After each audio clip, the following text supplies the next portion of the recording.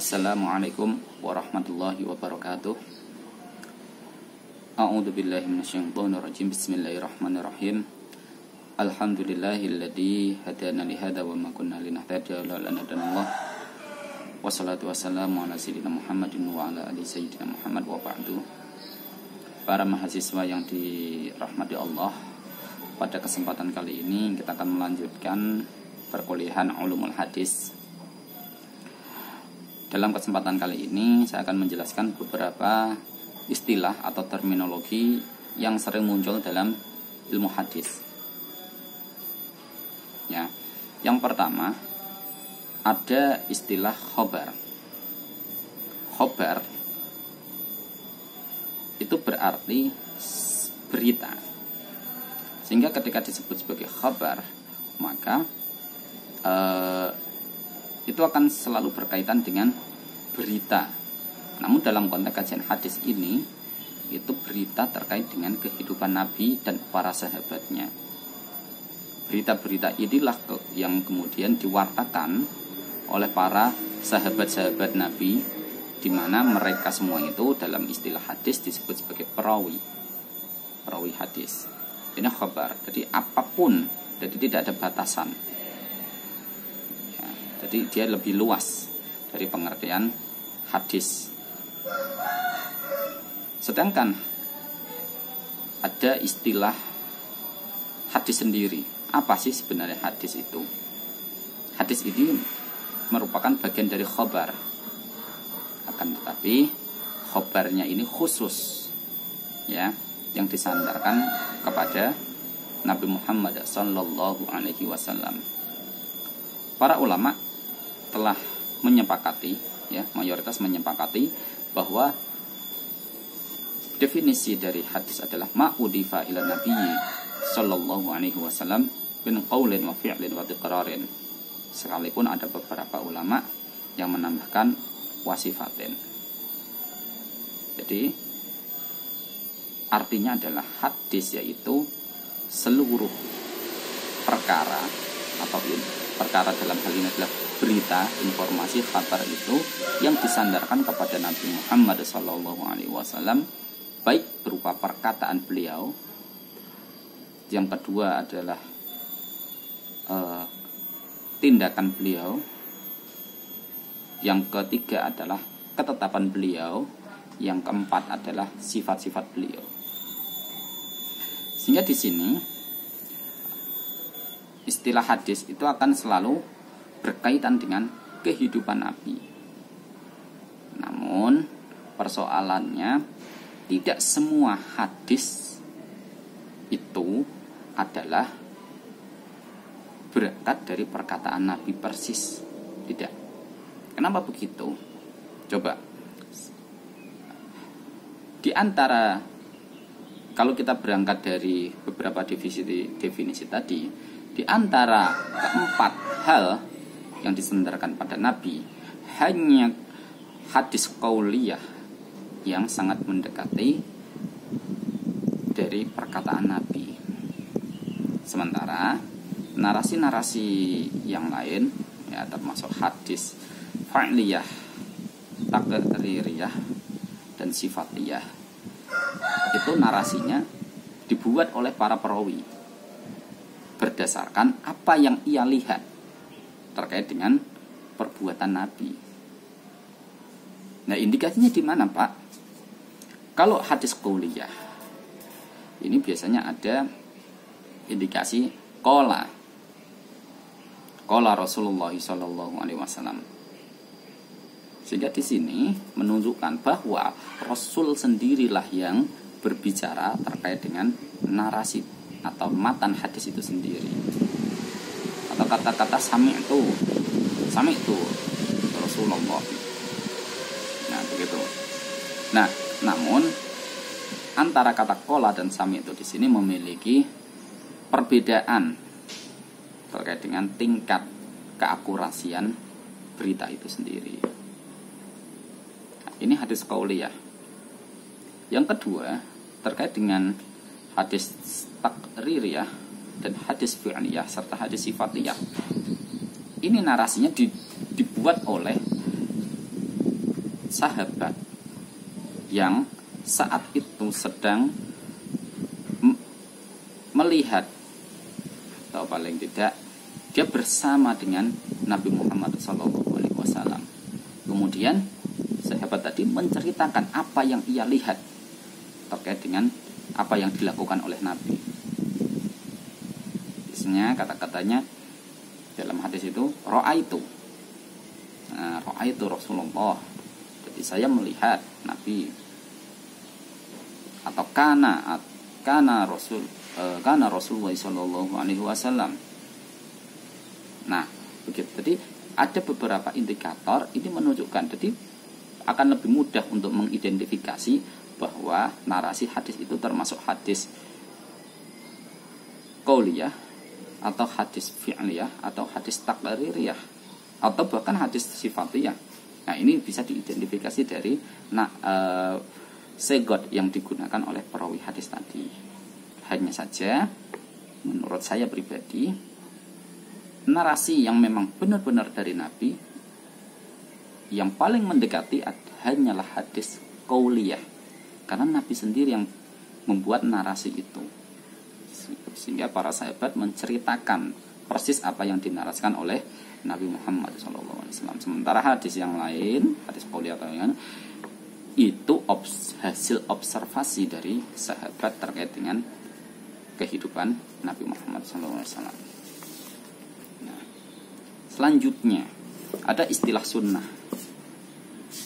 Sunnah ini pada makna dasarnya adalah jalan, ya, jalan. Akan tetapi secara terminologi ini terkait dengan tradisi, yang berkembang di wilayah Arab kala itu, sehingga istilah sunnah ini justru akan lebih luas, tidak sebatas pada hadis. Jadi sunnah ini menceritakan tradisi-tradisi atau perbuatan-perbuatan yang pernah dilakukan oleh Nabi. Ya, ini mencakup tradisi oral, tradisi kitabah, tradisi oral itu tradisi lesan, ya, Nabi berbicara. Tradisi kitabah itu tradisi tulis menulis, atau dalam tradisi-tradisi apapun, baik itu berkaitan dengan Nabi, sahabatnya maupun lingkungannya. Nah, ini berbicara dengan sunnah. Meskipun definisi sunnah ini sangat luas, ya, kebanyakan para ahli hadis tetap membatasi bahwa sunnah dalam kajian hadis ya bermakna hadis itu sendiri. Ya, seperti yang tadi, setiap perkara yang disandarkan pada Nabi Muhammad SAW berupa fi'liyah, qauliyah, taqririyah, dan sifatiyah tadi. Nah, ini yang kemudian didefinisikan oleh para ahli hadis. Karena dalam kajian, kalau kita berbicara hadis murni, hadis ansih, kita akan berangkat dari periwayatan-periwayatan yang ada dalam narasi kitab-kitab hadis. Nah, gitu. Namun, apakah ketika saya mau mengkaji terkait dengan kajian-kajian hadis ini bisa berdiri sendiri, Pak, sesuai dengan ulumul hadis itu? Menurut saya tidak. Bahkan kalau kita mau mengetahui keutuhan terkait dengan kepribadian Nabi, kehidupan Nabi, mulai dari Nabi lahir sampai Nabi wafat, bahkan sebelum-sebelumnya atau sesudahnya, ya, ini kita tidak bisa hanya membaca narasi hadis, akan tetapi perlu untuk membaca sirah nabawiyah. Dalam sirah nabawiyah ini juga banyak riwayat-riwayat yang menceritakan terkait dengan kehidupan Nabi, kehidupan keluarga Nabi, kehidupan para sahabat Nabi. Sehingga di sini nanti kita bisa melakukan cross check antara narasi hadis dengan narasi sirah nabawiyah tadi. Sehingga menurut saya kita tidak bisa berdiri sendiri dalam ulumul hadis ansih. Namun kita perlu literatur yang lain termasuk sirah, manaqib atau apalah banyak ya. Nah, terus ada istilah lagi yang umumnya dikenal dalam kajian hadis, yaitu athar. Nah, athar. Hanya saja kalau yang lain tadi selalu berkaitan dengan Nabi Muhammad SAW, untuk athar ini hanya disandarkan pada para sahabatnya Nabi. Apa yang disandarkan, Pak? Ya bisa saja perkataannya. Qala Ali Ibnu Abi Thalib karramallahu wajhah. Misalkan kuntu rajulan mudda'an, akan gitu. Itu pernah ada cara riwayat semacam itu. Nah, itu bagian dari asar. Kenapa? Karena disandarkan pada sahabatnya Nabi. Namun ini sering muncul nanti. Bahkan dalam kajian hadis ini terkadang bias. Ada yang mengatakan ini mauquf, hadis mauquf kan gitu, karena hanya sampai pada sahabat. Tapi ada yang mengatakan itu bagian dari athar, itu bukan hadis, itu bagian dari athar sahabat. Nah, ini menjadi pertanyaan penting. Di sini ada ketimpangan dalam sebuah definisi. Namun setidaknya kita mengetahui definisi dasar dari beberapa istilah tadi. Ya, jadi nanti kita akan mengetahui ada istilah khabar, athar, sunnah, hadis itu sendiri ya. Nah, itu. Nah, ada lagi. Nanti ada beberapa istilah terkait dengan matan dan sanad ya. Dalam kajian hadis itu selalu terdiri dari dua hal. Yang pertama berkaitan dengan sanad hadis. Di sini ilmunya dinamakan ilmu riwayah, karena akan selalu berkaitan dengan proses periwayatan mulai dari perawi pertama hingga Nabi Muhammad SAW. Nah, ini dinamakan ilmu hadis riwayah.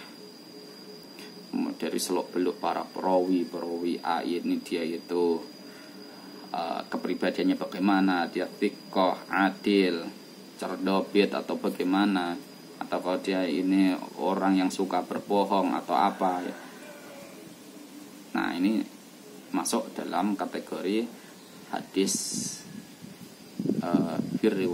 hadis riwayah. Selanjutnya terkait dengan hadis dirayah. Hadis dirayah ini lebih ke matannya. Jadi bagaimana kita memahami narasi atau teks atau matan dari hadis itu sendiri. Apakah kita memahami secara literal ataukah kita memahaminya secara kontekstual?